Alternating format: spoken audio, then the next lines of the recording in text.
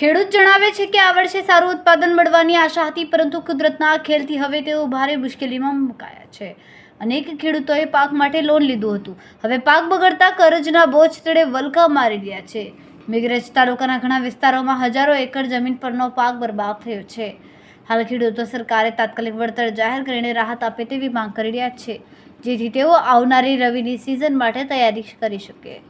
પરમાર રમણભાઈ મોનાભાઈ ગામ ખોખરિયા. હવે અમારે મોંઘા ભાવનું બિયારું લાવીને વાવ્યું. હવે 1700-1800. હવે મગફળી હતી 3000ની, મકાઈ હતી 1700-1800ની. બધું નિષ્ફળ ગયું છે. હવે બધું કાલથી વરસાદ ચાલુ થઈ ગયો એટલે બધું બીજું ઉગી ગયું ને બીજું તરી ગયું ને બીજું બગડવા માંડ્યું ને એવું થયું છે. એટલે અમારે સરકારની નિયમથી એક જ છે કે અમને કોઈ પણ રીતે સર્વે કરી અને થોડી ઘણી સહાય રૂપ થઈ તો એના માટે સારું છે.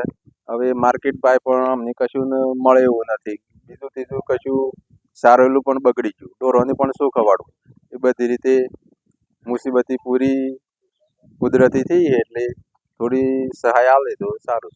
રિપોર્ટર જયદીપ ભાટિયા, અરવલ્લી.